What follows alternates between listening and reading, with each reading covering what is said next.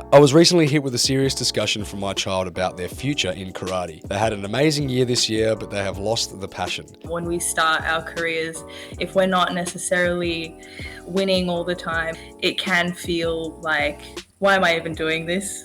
Part of it is that you have to separate yourself from the results. Competing at a high level and also doing year 12 almost helped. The coaches had this amazing belief in us, so we also had a belief in ourselves. It felt like that started something really important, and to be able to experience that with people who are not only good athletes but also, like we said, good people. When you look back on it, I can't see many other sports being able to provide you with that.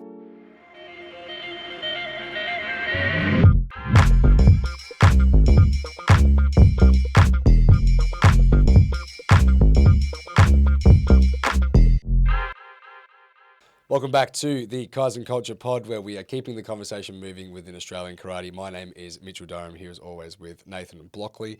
We are free and available wherever you get your podcasts, whether it be on Apple or Spotify. We're also watchable over on YouTube, so please give the podcast a rating if you're enjoying the content. Now, if you're watching this on YouTube, Nathan, something very special.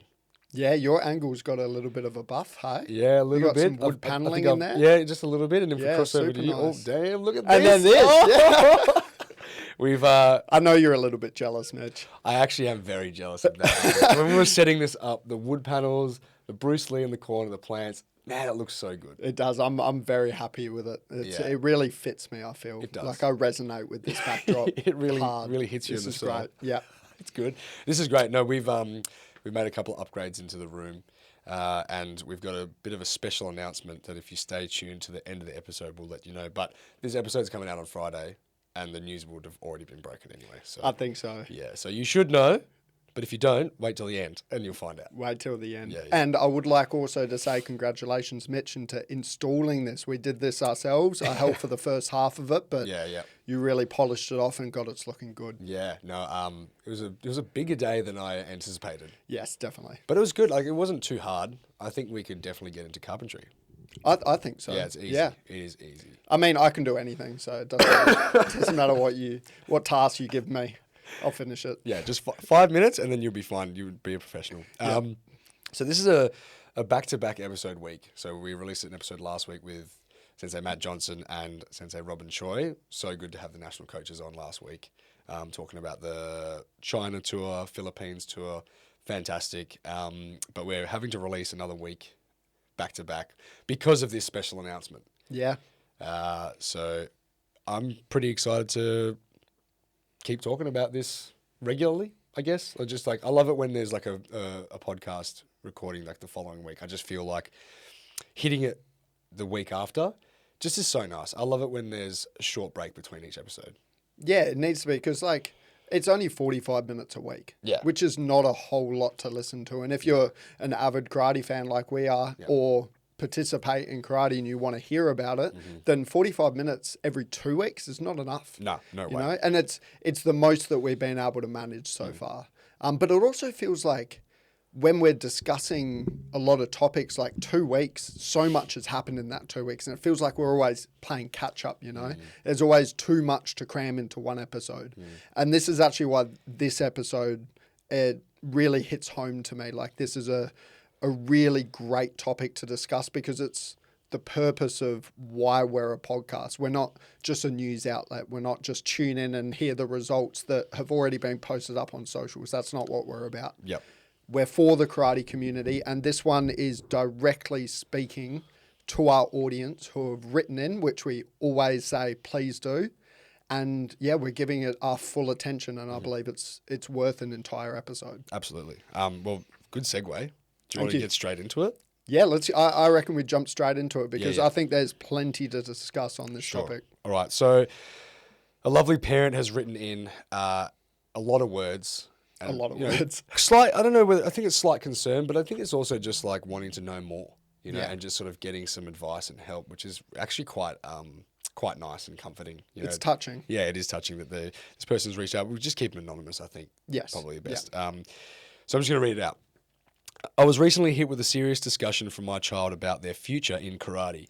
They had an amazing year this year, but they have lost the passion.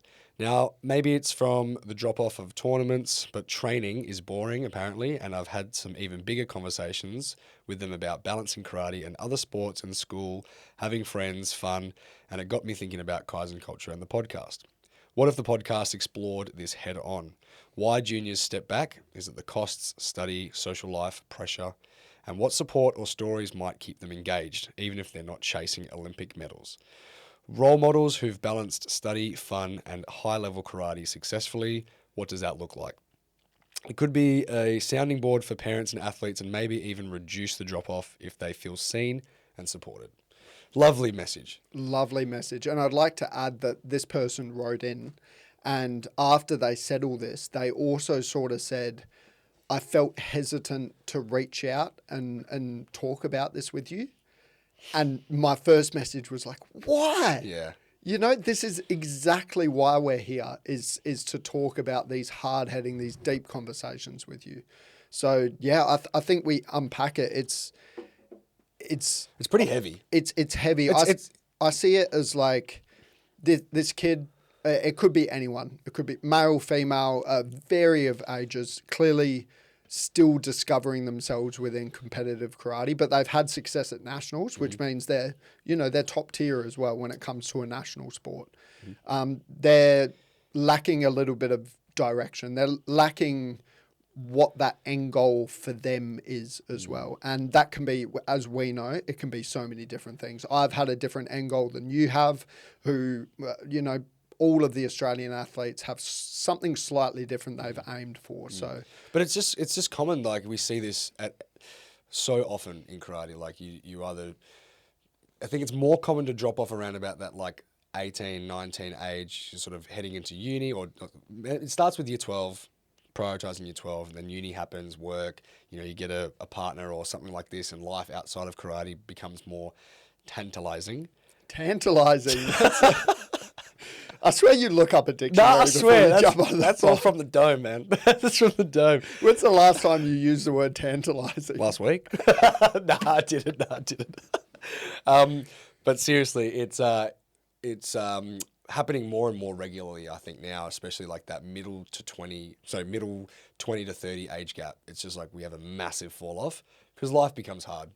I think we should introduce our special guest that we got on today.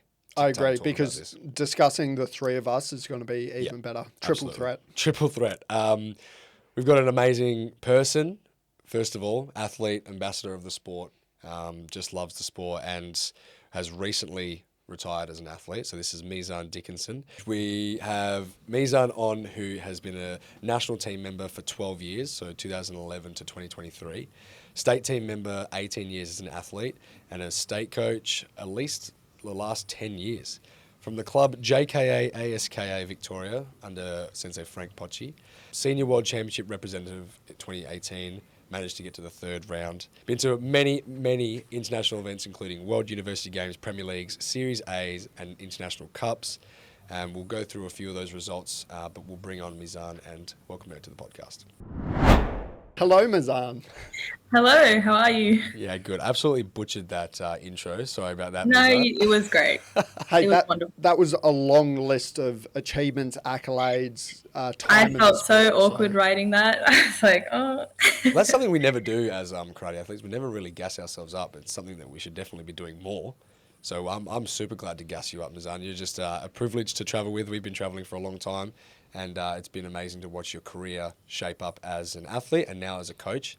So yeah, thanks for jumping up. And I know you're very passionate about this sort of stuff as well. So not just the competitive side, but just keeping people in the sport for as long as they can. Definitely. Yeah. It's just like so important because karate is a lifelong thing for me personally. And, we hope that it is for the kids as well. So, yeah. Yeah, I feel like they don't, when you're growing up in the sport, you don't realize the opportunity that this sport has, not only in the competitive sense, but also those life values that you'll carry on forever, and the opportunity that comes after competing. I mean, myself, I'm an ex-competitor, have been for close to 8 years now, and how much karate has given me is almost of equal magnitude to what it gave me when I was growing up, which is just insane to think about. And it's something I didn't foresee when I was growing up, you know? And so what was your motivation behind competing? Like, what was your driving factor, and what did your career look like? I think for some reason, from as early as I can remember, I mean, I started karate when I was probably, I think I was like 6, 7 maybe, and I loved it. I loved the discipline, and then I found out about competition, and then I think I got it into my head that I could go to Worlds, but not really sure if that was kind of a coach telling me you can go to Worlds, and I just like kind of latched on. And because I loved the training so much, I just kept going. So I think for me, it was loving doing, I mean, I do kata, and loving doing kata and loving the training. And I just kind of got brought along with the competition. And then I liked competing as well. And then I kind of just never stopped. Um, and my goal was, yeah, why can't I be world champion? But it wasn't about necessarily being world champion. It was about being my best self and performing my best kata at the highest level that I could, if that makes sense. Yeah, absolutely. I completely resonate with that. And I guess becoming world champion is not your initial reason why you start karate and start competing. Like, it all stems from joy and fun for the sport. And then it's sort of like a byproduct of a few things happening. I feel like, I don't know, the success and the medals and the accolades is something that people will have at the front of their minds so early on. And so then when it's, that takes a long time. The process to get there is a long, long time. And so maybe when it's not happening immediately, then I guess they go, well, I'm not world champion in my second year of karate, so I'm just going to throw it away. But it's interesting and refreshing to hear it from you as well, because that joy, and just because you loved it, and the competition side of it, just by actually just doing karate, brought you joy, and then it sort of just evolved naturally. It's quite nice to hear. Especially joy in kata training as well. Which is the worst. I don't know. I seem to remember you doing pretty well in kata, Mitch. Nah. Yeah, fine. Did all right in kata, but training, I love it. Training was always tough, but also I completely resonate with that, wanting to be your best self, and kata really does give you an opportunity for that, because there is nobody else out there on tatami versing you, like fight to fight sort of thing, hand to hand. It's completely self sort of, I'm sort of losing my words, but it's all up to you, So that I really do respect that when it comes to kata training. Yeah, for sure. I mean, I think like especially like going back to what you were saying, Mitch, about sometimes when we start our careers, if we're not necessarily winning all the time, or we're struggling a bit to get traction a little bit, it can feel like, why am I even doing this? What's the point? And I think I'm very lucky to have found myself in kata, because part of it is that you have to separate yourself from the results, because we're in a subjective sport. There's no way around it. There's no line to cross. There's no camera to catch whose foot crossed the line first, or like whose time is best. So it does really become about your own self-drive. And so if you find that in yourself, that can really keep you going. But it's something to not lose sight of, is that it does have to be about your own growth and like being better than you were the day before, kind of thing. So good. You've had a few accolades here, like some really great achievements here. You've got the bronze in the Vietnam Open, gold at the Pacific Cup, and then 3 silver medals at the Oceania senior level in kata. And I think the biggest one would be making it to your first Senior World Championships 2018 and making it to the 3rd round. I think that's huge, because I don't know, the resilience and the perseverance that you showed to push for that level, I don't know, it just takes a lot of resilience to get to that stage, even though the results maybe didn't come so early. I just want you to talk a little bit about what those early years were like in the subjective sport and the results based, like not going your way, and how did you manage dealing with the defeat, dealing with the losses, and just going, all right, you know what, I'm just going to go again, you know? Yeah, no, it was, I think in the moment of experiencing it, it was nothing. I just moved on and I just kept going. But I think when I, spoke to people about it, or friends about it, and they said, no, that's really tough. You kind of think back and you go, yeah, I did have to deal with a few disappointing things, whether it was results that didn't go my way or selections that didn't go my way. But at the end of the day, I had to sit with myself and make a decision. That's the thing. You have to decide, is this still something that I want to do? Yes, I still want to compete. I still want to get better. I still want to represent my country and put my name forward for these things. So I'll keep going despite what might have happened. I mean, I remember like getting selected for Senior Worlds, which was amazing. And at that selection camp, we used to go to the AIS in Canberra. It was freezing, and it was me and another athlete. And we go into this room. I was first, and I have to perform kata. And there's just 7 judges sitting in a circle with clipboards, ready to rip my kata to shreds as I perform it, ready to write notes, basically. And then after I get selected, yeah, you've gotten selected, but these are all the notes from, these refs. And it was basically like, all of these things are wrong with your kata. And I kind of had to take that and kind of go, happy for being selected, all these things to work on, but it's okay. I'll move on from that. I will deal with it one thing at a time. You know what I mean? Because that's all you can do. But yeah, looking back, it was hard. But I think the support from coaches, from parents, and from friends that you travel with is like so important. So yeah.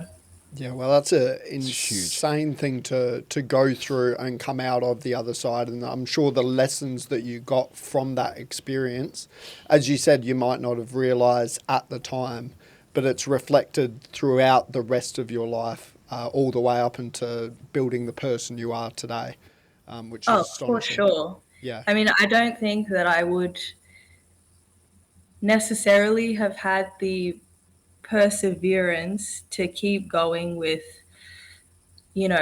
masters, PhD, things that didn't go my way in academics or like with work or things like that, if I didn't also have that in karate, if I hadn't also gone through difficult things in karate, which told me that I can do it and I can face difficult things, even if it's in other aspects of my life. Yeah, and it doesn't need to be at the level that you were at either. It doesn't need to be the world championship being the goal and getting there eventually, but dealing with all the hardships leading up to that. It can be a national tournament. It could be just striving for that medal at a nationals. Doesn't even need to be gold. Having a goal in karate and striving towards that and dealing with the defeat that is inevitable, because that is our sport. Yep. That just develops so much of an individual that I feel like is really hard to get in a lot of different sports, especially like team sports. I feel like in team sports, and I've never done a team sport competitively like this, but you can always sort of put a bit of the blame on other people and say, all right, if we didn't win, maybe it's not entirely my fault. But in the individual sport that we have, if you don't go out there and perform to the best of your ability, or even you do perform the best of your ability and still lose, at the end of the day, it's still you. And you need to deal with that and come back from it and come back better. Yep. So that sort of resilience is, amazing that our sport gives us. I mean, it is hard when you are faced with the thing of like, it's all your fault. whether you win or whether you lose. It's all on you. And I guess something that's been a big focus, especially within this day and age, is like the gratitude that you give yourself, and I don't know, the being gentle with your approach to training and your competing and all that sort of stuff. But it's a massive thing that you need to learn. Otherwise, you just become you get to this point where you end up just not enjoying yourself anymore because you think you place value on your results, and you think that you're just not good enough. But you just need to give yourselves the right resources, surround yourself with the right people, like you were saying, Meezaan, and I guess push through if you want to. Yeah, and maybe change the goalposts a little bit. Yep. Even if it's temporarily. Like for me personally, World Championships was never a current goal in mind. Like I was on the sort of path to get in the national team, but that was never a goal of mine. I was sort of I just loved training, and I was a bit like yourself, Woo! Oh, that's a good one. And I was a bit like yourself, Meezaan. It was just, I loved training and I loved karate. And I had this competition area of karate that I was really passionate about, but also I just loved the sport and I loved bettering myself. So for me, that was the goalpost. It was just getting better. There wasn't a goalpost of I want to get gold at the World Championships. And I was very content in that. Whereas some people like yourself, Mitch, have a completely different goal set in mind, even though we're doing the same thing. It's crazy, you know? eh? It's actually so crazy. I think, but that idea of like becoming world champion came as like a focused idea later. You know, it just became because I was sort of in the grooves of the national team and because we were enjoying the process and just rolling with the punches really. And then it was like, oh, I'm actually okay at this. And then I'm like, how far can I take it? You know what I mean? That's essentially what it was. It was a natural progression. But I don't know if, I don't know what the mindset is of all these young kids, you know? Maybe with like all the media, especially around karate, Huge. maybe they're setting the goalpost there right now, which in a way is great. Like it's the purpose of what we want. We want them to aspire to do great things and be able to set that sort of goal. But maybe they are placing the expectations a little bit too large, and maybe they're looking like, all right, well, this is the goal that I need to go for, but that's also 15 years away. So now I'm looking down the barrel of a 15-year journey that I don't know if I want to commit to or not. It is hard as well when you don't really get much reward, well, perceived much reward in terms of like financial gain or like an exact career outside of it, unless you like, you know, enter into the dojo space. But it is hard to face that barrel, you know. Meezaan, what's your sort of take on that, and you know, just going for it as much as you can? Like, did you know I mean, you've had all of your stuff outside of karate with, you know, with your studies, but did you have any indication that you were going to continue karate outside of competition? Yeah, actually, that's quite topical for me right now, being like, and I mean, this is my second year retired. Feels weird to say that as a retired athlete. So I'm kind of still finding my feet in that regard, you know, because 2 decades of my life basically was spent training in, you know, training. I love training, but also training to compete. But now that's changed for me, you know, like I'm finding that it's training for the love of training.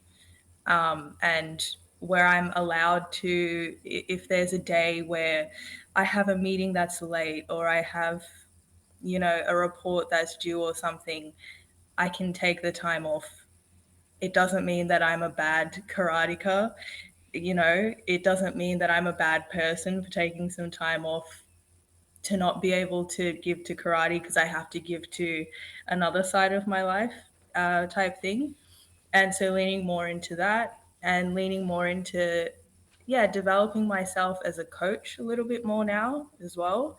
And also, like, for instance, like Nathan, what you were saying with your karate, it's the love of training more so than competition right now. And for me, like, I perform kata like a few months ago, and it was the first time I'd performed kata,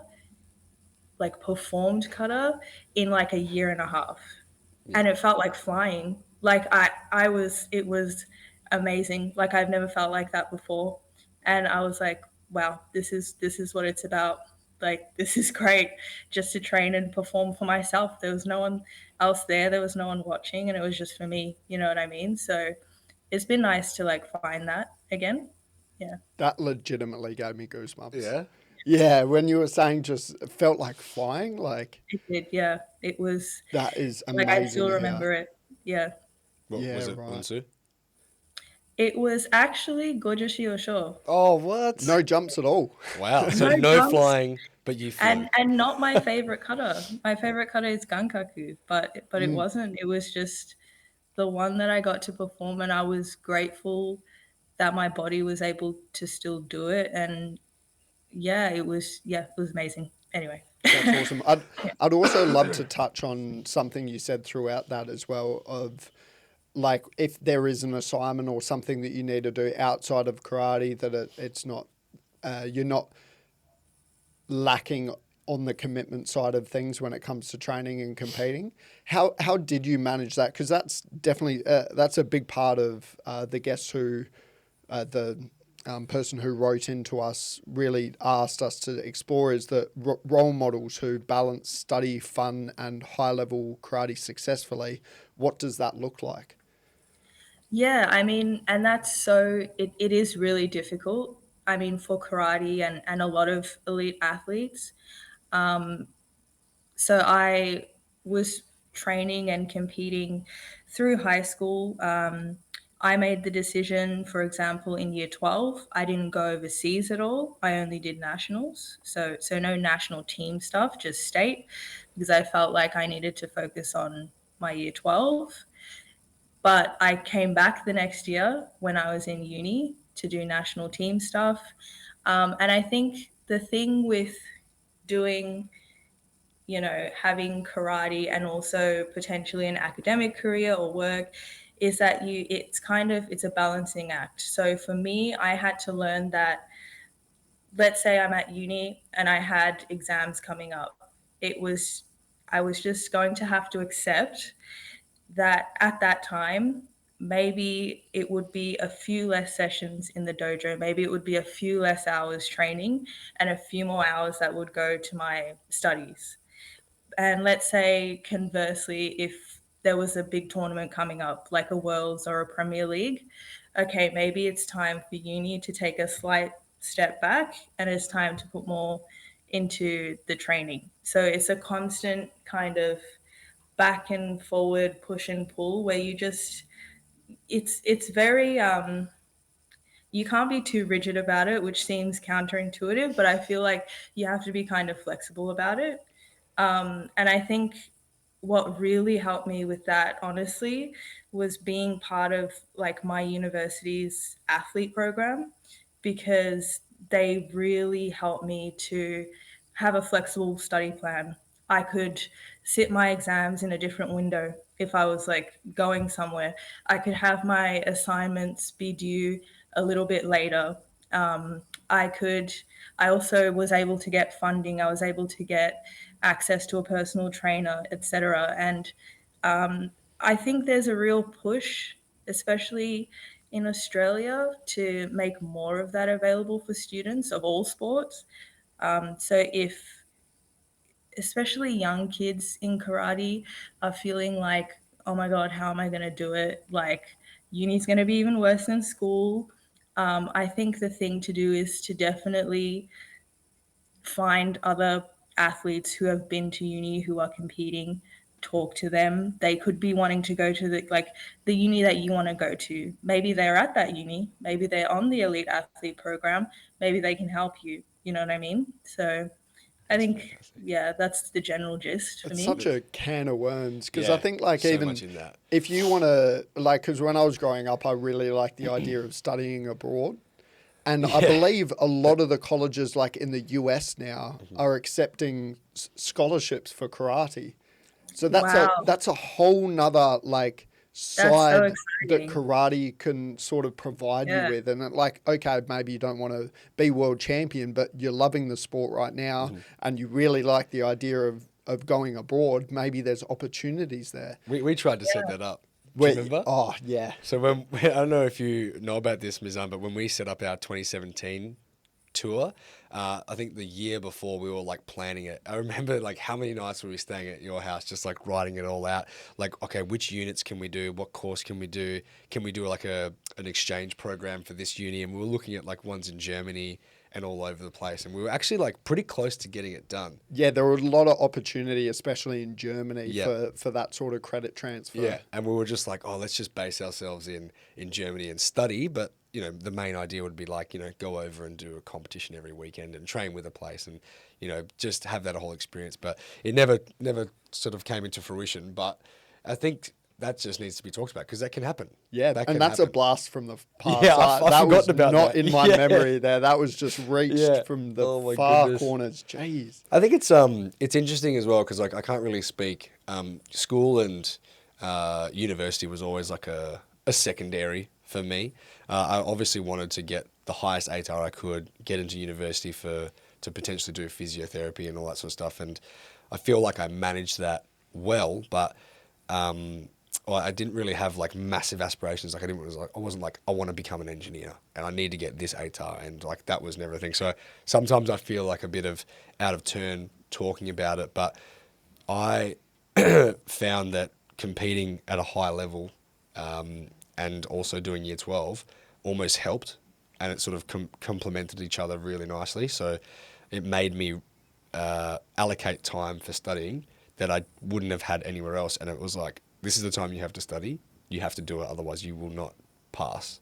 So it was like, because if you want to go to training and succeed, then you have to do that. So it was almost like, that's how I remember it anyway. It was just like, I gave myself a window and I stuck to that window because I wanted to achieve this and also give myself the best possible opportunity for ATAR. But doing both, I don't know if I could have just done one or the other, but we'll never know. But it's interesting. I think we need more people talking about it and opening the conversation up, opening the dialogue of like, how can we as a karate community like better help and support that journey because it's different for everyone. I think you're spot on, Mitchell. I think I'm sure you can speak to this, Meezaan, as well. That they were, although it was a balance between the two, and I was the same. I did university. We also have a lot of friends who went on to do engineering, law, whilst competing. It was a balance, but it was always complementary.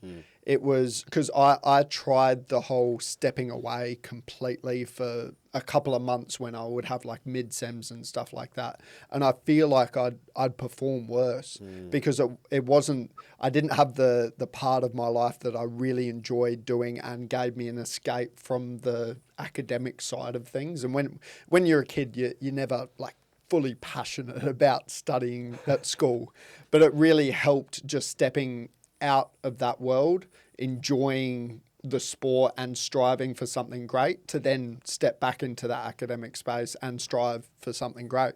So it was really complementary in that way. Yeah, I completely agree actually. Like even in year 12, even though I didn't do national team, I still trained like every week. I think like as human beings we're complicated creatures. We have many facets to ourselves. So I think we need, you've been focusing on school all day or you've been focusing on uni, you need something that takes you away from that. And then you're focusing on training. But then even at training, maybe something's not working. Like with kata, we strive for perfection, but we never get it. So maybe you're trying something, it's not working, you're getting frustrated. That uni can be like a nice break from the actual training, so it kind of, yeah, I think it is complementary in that sense. Like I completely agree. Yeah. That's huge as well because I think I've started to feel that now is because I'm so majority of my time, maybe the last 2-3 years has been just focused on like training and getting better. Everything in my day to day is like surrounded by how do I get better? And when it's not working and it's not sort of falling in the right places, because it always does, it really brings you down. And I think that's where some of the negativities can be surrounded by. If you're placing so much pressure on yourself to perform every session, win every tournament, or get everything right, and it consumes you, that's probably where it can go wrong, especially with this sport that, competing is not like it's not going to be your main source of income. No. Definitely not. Not for at least a couple of centuries. Yeah. But it's like, yeah, you need to have, I don't know, some ability to remove yourself from it and finding those things that bring you joy outside of karate. Because I can tell you right now, most of the time, like, I don't enjoy training. Like, you guys talk about, like, you love training. It's like, I love training, but I love training because I know that it's like getting me better to perform on the stage where I want to perform. Not necessarily because, like, I love doing a gyakuzuki. Do you know what I mean? Like, so it's interesting. I think it's like you've really got to be clear on, like, why you're doing the training, and you just got to have that conversation. Yeah. That's such an interesting point, because I do remember like having this conversation with Andrea Anakan is a good friend of mine, but she went to the Olympics for karate, for kata. She was the female athlete for Oceania, and I remember having this discussion with her about the more we head towards being quote unquote, not quite professional athletes, but the more that you're an elite athlete who's training all the time, the greater the danger that you grow so frustrated because you're doing the same thing essentially day in, day out. So you're growing frustrated with yourself when you don't feel like you're making progress, not realizing that you've made so much progress and that the better you are, the more difficult it is to get incrementally better. So it's like finding modicums of joy in that becomes like even more difficult. And I remember her saying, like, sometimes she just needed to like take a deep breath, and like meditate. And I would too sometimes. Like the more you're training and it's just not working, sometimes you just have to take a walk, do some art, go see the sky or something, Yeah, that's Yeah. that really hits home for that. That's huge. Yeah. That's massive. Huge from Andrea Anakin. I haven't seen her in ages. Maybe we need to get her on the pod. She's That'd be coming to interesting, yeah. Malaysia. So Is she coming to Malaysia? yeah, so it's really exciting. Everyone's coming to Malaysia. Are you coming, Yeah. Meezaan? I sure am. I sat my WKF accreditation, so It's going to be like the whole gang's back together. yeah. That's going to be massive. It is going to be a massive tournament. I can't wait to feel it. How are we going on time? It feels like we've been discussing this forever, but I also have like at least 40 more minutes in the discussion. We're going good for time. I think we've been talking for a I'm minute, fine. I'm fine. You're good. We're going to honestly. keep rolling Yeah. because I'm happy for this one to be a longer one. Yeah, right. Yeah. I'd love to sort of talk about especially the opportunities, but also the qualities and values that. Why are you smiling so much? I like it. This is a great conversation. Yeah, it is. I'd like to talk about the values that you get from karate, and that's nothing to do with how much success that you're having in competitive karate. It's just being involved in the sport and the opportunities, because like apart from yourself, Mitchell, I don't know anyone else who is more traveled than I am. And it happened by accident. It's not like I have travel as a passion of mine. And growing up, even traveling like interstate, I've been to every capital city in Australia except for Darwin. Need to do that eventually, show the NT some love. But Yeah. I've been to every other capital city, and I've been to so many countries. I'd love to do a list. You've actually got a list, haven't you, Mitch? Yeah, I got a little. What are you app. up to now? I don't know. I've got to get the app up, but So it's good. All of that side is completely unrelated to the competitive pathway sort of thing. We travelled because of the competitive pathway, but I also got all those opportunities regardless of how I did at those tournaments. And I feel super privileged to have that life and those experiences. And it wasn't something that I set out to do. It was something that I looked back when I was 26 years old and said, oh my God, I went to Caesar's Palace when I was 10 years old and I had no idea why. It wasn't a life goal of mine or anything. I just was given that opportunity through karate, and I never would have had that alternatively. If I did footy, for example, AFL, I would have gone and I pursued it as a competitive thing. Yeah, maybe I reached the state team and I'd travel interstate if I was in the WA team, which is already a massive ask out of anybody. But yet, how much international travel would I have done? Would I have had all of those experiences that I did and that karate gave me? I don't know if I would have. And I'm super appreciative for karate that it did give me that experience. So I'd like to hear your take on that, Meezaan, and what you felt karate gave you, which you didn't realize growing up, because we're all oblivious growing up. But looking back, like how important was karate in your life? Yeah, no, 100%. I mean, you don't recognize like how lucky, for me, like how lucky I was to have randomly said to my parents, I want to do karate. And then for them to like take that seriously, like, okay, here's a club type thing. I mean, it's the travel, which is, 100% such a privilege. It's also, I mean, for me personally, I'm quite an introverted person.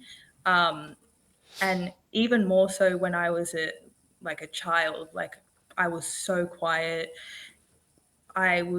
Wasn't necessarily that confident. And I think doing karate to then go into a sport where I'm performing on a mat by myself in front of other people, like that really brought me out of my shell. And then going down that pathway, I mean, I never wanted to coach. You know, when people started talking to me about you should be an assistant coach on the state team, I used to think, why would I be an assistant coach on the state team? I'm not good enough to do that. Like, there's no way that I'm good enough to do that. And it's that like self doubt that you have in a lot of aspects of your life. And then I think through karate, it really helped nurture me to say, it's not about whether you think you're good enough or not good enough. It's about helping these kids. It's about helping the next generation. It's about trying to help make them better. And so I really grew a lot. And now I've even like tutored classes at uni, which I never would have done if I hadn't been like, yes, I have teaching experience. So yeah, I mean, it's so privileged to do karate. So Yeah. good. The amount of like byproducts you get from karate as a sport is just insane. Like the traveling, the life skills, the confidence, the classic karate gives you confidence and gives you resilience. It's like, I feel like we talk about that all the time, but like, I don't know, it just becomes like the word loses its value because of how much we say it. But like when you really break it down and explain like a story like that, Meezaan, like really, really amazing to hear that insight. Like you now are stepping into a potential separate career pathway for you because of the sport. Yeah. You know, I think what's really cool is like touching on the travel is, and like I would have never have met you. Like we Yeah, would have that's never so have met the true. amount of like international and national friendships and Yeah. made those connections because the people within karate are so amazing. Like the community is so good. I consider like a lot of the people in over east and overseas as well, like some of my closest friends. That's just from traveling with them and competing them, training camps, like going through everything together. I just think that's like a really, really big thing that I don't know many other sports that you get that from. I completely agree. Yeah. And it's as you said, it's not restricted to Australia, and a lot of people who haven't done that sort of international travel and trained with other nations, other competitors, they don't realize that it's actually quite a universal thing. It's a global thing that we're all good. I don't want to say it, but good people. Yeah, you can Just say that. fundamentally. You can say that. You can say, you can say that you're a good person. It's such just a general statement, you know. It's like it doesn't really say anything, but it says a lot as well at the same time, because it's not that easy to, I don't want to say be a good person in today's age, but it's quite difficult to be well rounded in that regard and to relate, to be welcoming to a complete stranger. And a big thing that's impacted me over the years is that I've traveled internationally, and it surprised me how easily I find a home in a random dojo in a random country that I would have, like, remember Apeldoorn Yeah. in Netherlands? So Like weird. it's a city in the complete It's middle of the farm town, Netherlands. farm town. It's a farm town, and Rene Smile, who we went there to train with, he created such a nurturing environment to us, and we felt like we were at home for the period of like 3.5 months that we were there, or Yeah. 2.5. It was a substantial amount of time. Also, Renee Small, like, not just a random guy.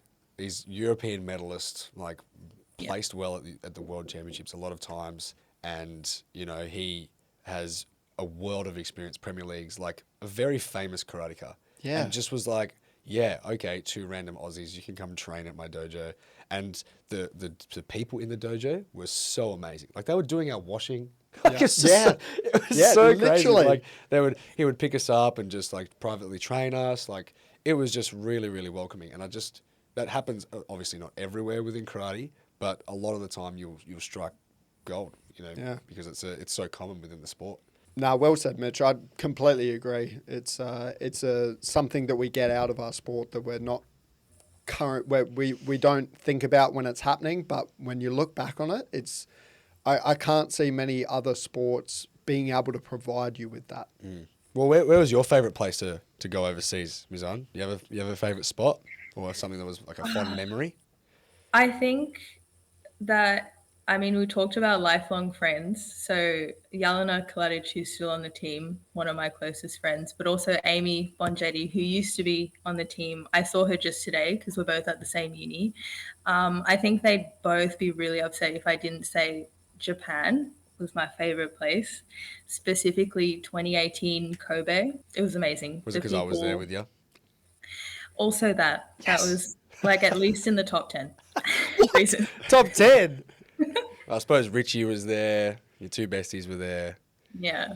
Yeah, fair enough. Well, what was so good about that trip? Why was it so much of a fun memory for you? I just think it felt like a trip where the team was just such a team. Like we all had each other's back. We were all really close. We had a really good relationship with the coaches. The coaches like had this amazing belief in us, so we also had a belief in ourselves. It felt like that started something really important. Like I still remember, you know, the coaches saying, yeah, of course we brought a suit because you're going to make it to the medals, why wouldn't you, type thing. And we'd never really thought about ourselves in those terms yet. And to be able to experience that with people who are not only good athletes but also, like we said, good people who are humble, not arrogant, who help each other out. Like it was just amazing. Wow, So what a good. way to sum that up, Mizan. Thank you so much for that. I know you sort of have been spitting some words of wisdom this whole episode, but I just want one more piece of like a signing off remark, something you'd give to the community, something that you think is the most important, or maybe just something that's really, really basic, but something that's at the front of your mind that you'd like to tell everyone, and we'll let you go, Mizan. Yeah, what would you say specifically to a kid sort of around the 14, 15-year-old mark who's wondering about pursuing karate as a competitive career, but also just still being involved with the sport for the next foreseeable future, or maybe, you know, giving it up and trying something else?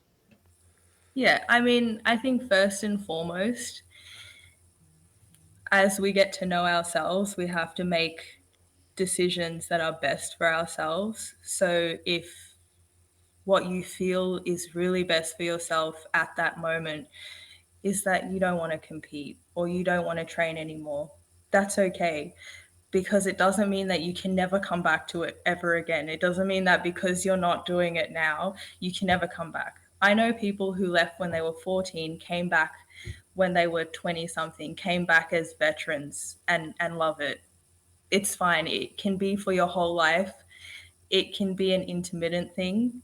And I would say, talk to people that you see in your dojo, or people who are a little bit older, maybe who've gone through the same thing.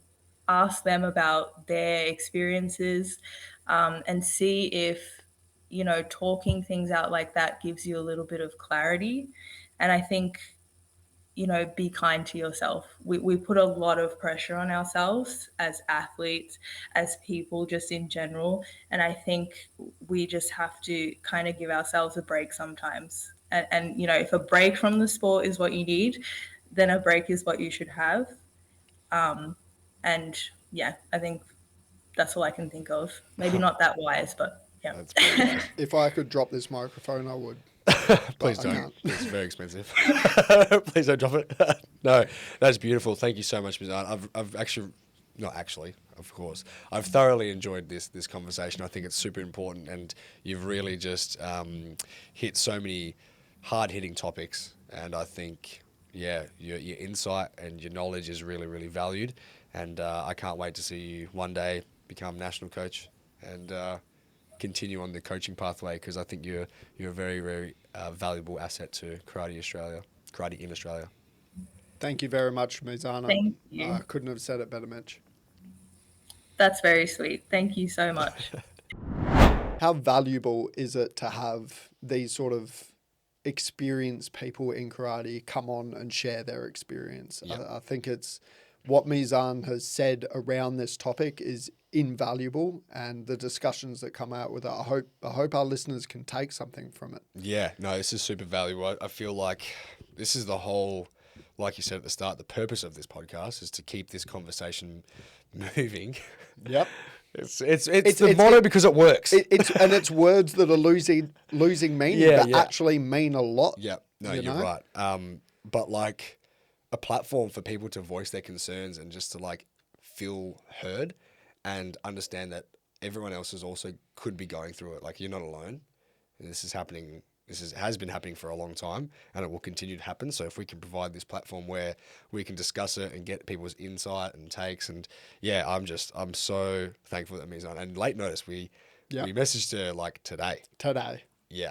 And she sent through the run sheet back. Yep. With all her notes, and it was amazing to see how best. much effort she put into this. So fantastic. So yeah, if you have any more thoughts about that, if the person that's written in wants to have another conversation about it, we can more than happy to have that. But if anyone else has any concerns or questions around that, send us a message and let us know, and we can talk about some more stuff. I think topics like this are really important, and we want to keep it talking. Yeah, and big decisions like this in terms of you planning out the foreseeable future for your life, they're big decisions, and they should be made with as many perspectives as you can get. Mm-hmm. I feel like that's something that I've learned throughout my years, is to take a little bit from everybody's experience and say, all right, I really resonate with this. I don't resonate so much with this. I'm not that sort of minded, but I really like this as well. And that will help me form a better decision and a more educated decision, instead of just tackling it by myself and then looking back and saying, you know what, I could have done something probably a lot more beneficial for me if I had known X, Y, Z. And X, Y, Z I can get from ABC, Mathematics. Very good. All right, now we know you've been waiting this whole time. Oh God, I completely forgot about this. Yeah, no, I was deep into that conversation, but now I'm switching gears, and it's really smooth. All right, so I know you've already seen the reels and you've seen all of the content around it. It was released 2 days ago, I think. But we are starting a new podcast. We are collaborating with the World Karate Federation for the brand new podcast, World Karate Cast. The World Karate Cast. Oh my goodness. It doesn't feel real. I've got chills. It's just an insane opportunity. It's amazing that our international body, and I said this in the trailer, if you've seen it. Say it again. But I'm going to say it again. It's so nice to know that our international body around karate is delving into this space, because they see the value in how this podcast can connect the world karate community. So yeah, our Kaizen Culture Pod has been purely Australian focused, and we're keeping that. We're not changing anything when it comes to that. If anything, it gives us a little bit more freedom to discuss more Australian focused topics like the one that we discussed today, and we don't feel like we have to catch up on all the international events. That can be the World Karate Cast, where we're really focusing on everything happening in all the Karate 1 leagues, the Premier League, the World Championship, Series A, Youth League, and we reserve the Australian Karate Focus pod for that purpose as well. Yep. So we're getting the best of both worlds, and we're getting a podcast every single week. Yeah. So the listeners that you tune into this episode, it'll still be running on Spotify, still be running on our YouTube on the Wednesday. Release on the Friday. The World Karate Cast will be released on the World Karate Federation YouTube on... When is it? Is it Wednesday? Wednesday, September 10th is the first episode. Yeah, September 10th. So it'll be the following... So every alternate Wednesday, but then we release our thing later. But the audio and will still be on Spotify and Apple Music, but it'll just be a little bit later than... I think we give the World Karate Federation like a couple of days. I think it might be even a week. Is it? We'll need to look into that, but definitely It feels like 48 hours. It might be 48 hours. So it's somewhere in there. But like if you want to get the content immediately, head to the World Karate Federation YouTube. You'll see us discussing all the things that we normally discuss when it comes to the international world of karate, but we won't be focusing on the Aussies. We'll be focusing on the results. We'll be analysing. It'll just give us a lot more freedom to go into more depth when it comes to these events. So and we'll be interviewing top athletes. That's a huge opportunity. Our first episode is with Elena Carucci from Switzerland, number 1 in minus 68 kilograms, and unofficially number one in all-time ranking. I could say it on this podcast. Yeah. It's a sport data ranking, but it's built off real data. It doesn't involve. I think it's the World Games. World Games.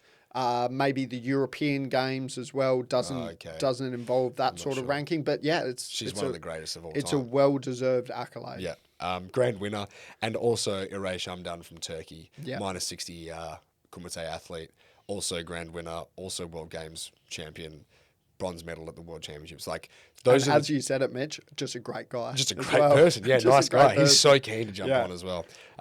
So yeah, we'll be interviewing all these types of top athletes throughout the whole series. So our Aussie audience can connect with them. Like we need your help as well. We need your help. We need you to jump on and listen to the shows on YouTube.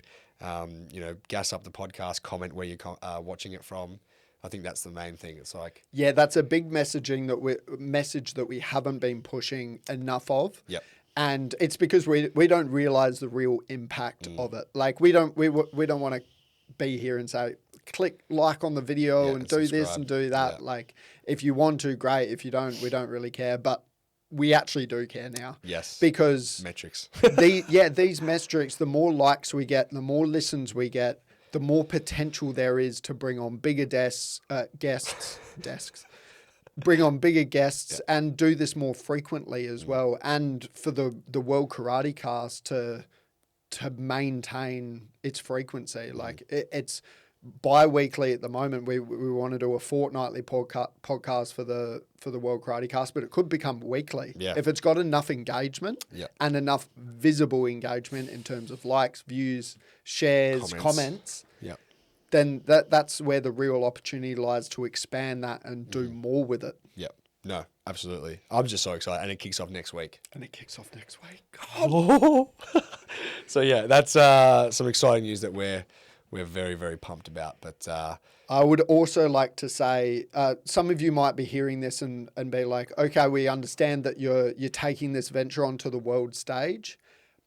Just remember that we are an organisation for the Australian karate community, and that will never differ. That will never. It's in our constitution. We have to by law. True. Even if we didn't want to. Yeah. But every venture that we do keep the Australian karate community in the forefront of our mind. And this deal with the World Karate Federation, not only does it give us more opportunity to discuss what's happening in the world of karate with you, our audience, but also there's a huge financial incentive as well. And that will be pumped straight back into the Australian karate community and allows up to upgrade our podcast setup. So it's got so many benefits to the Australian karate community. Beyond just getting our name out there as well, like the Australian names out there. Hopefully a lot of the listeners from the World Karate Cast who have never heard of the Kaizen Culture Pod will start tuning into the Kaizen Culture Pod. They'll hear about the Australian Open and maybe they'll think, you know what, I've always wanted to go to Australia, and I hear that it's in Sydney every year and it's in April every year. So maybe next year I'll look into that. Those are the sort of hard to measure side effects of doing this sort of venture. So we hope that, and we want to stress that we're doing this for the Australian karate community, and that will always be the case. I could not have said that better myself, Nath. Well done. I think it's a perfect spot to leave it. Thank you very much, Nath. As always, please let us know your thoughts and opinions and everything you'd like us to chat about. We are an organisation for you and the Australian karate community. Please send us an email at kaizenculture.info@gmail.com. Send us a message or DM us on Instagram or Facebook. We'd love to chat to you. And stay tuned for the World Karate Cast next week and then the Kaizen Culture Pod the following week. Thank you very much, Mitchell. See ya.